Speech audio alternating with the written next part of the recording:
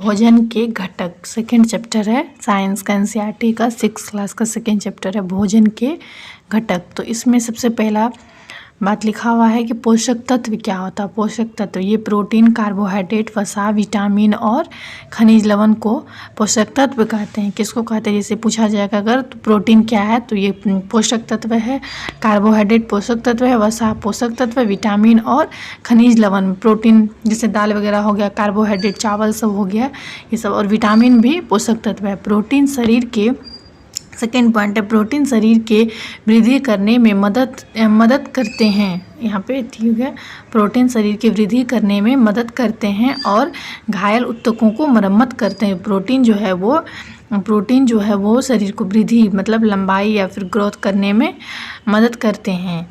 Carbohydrate और वसा हमें ऊर्जा देते हैं। कार्बोहाइड्रेट और वसा क्या करते हैं, हमें ऊर्जा देते हैं। विटामिन हमें रोगों से बचाते हैं और हमारे बॉडी को सुरक्षित रखते हैं।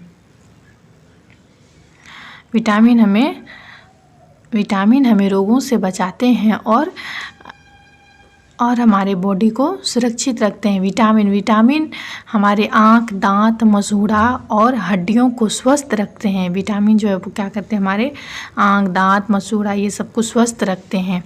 रुक्षांश क्या होता है, फाइबर क्या होता है, फूलों और सब्जियों के छिलके में विशेष प्रकार के कार्बोहाइड्रेट पाया जाता है। रुक्षांश फलों और सब्जियों के छिलकों में जो एक विशेष प्रकार के कार्बोहाइड्रेट पाया जाता है उसे रुक्षांश कहा जाता है।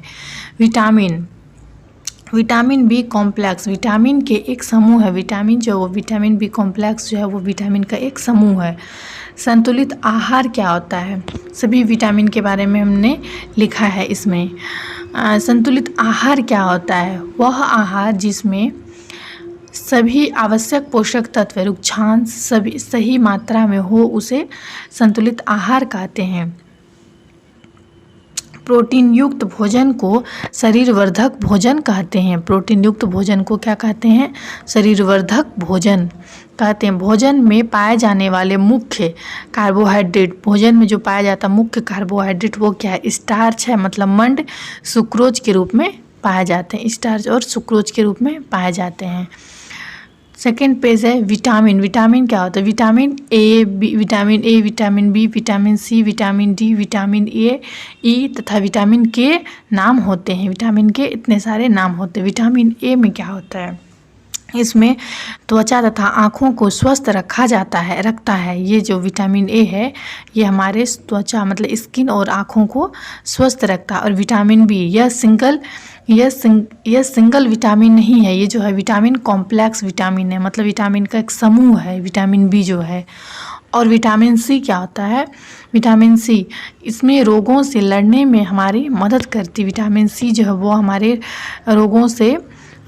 रोगों से लड़ने में हमारी मदद करते हैं। विटामिन डी जो है वो हड्डियों और दांतों के लिए कैल्शियम का यूज़ करने में मदद करते हैं। हड्डियों और दांतों के लिए कैल्शियम का यूज़ करने में मदद करते हैं। उसके विटामिन ई क्या होता है, यह मसल्स तथा डीएनए सिंथेसिस के लिए आवश्यक है। विटामिन ई जो है वो हमारे मसल्स और डीएनए सिंथेसिस के लिए आवश्यक है। विटामिन के ये लिवर तथा ब्लड क्लोटिंग के लिए आवश्यक है।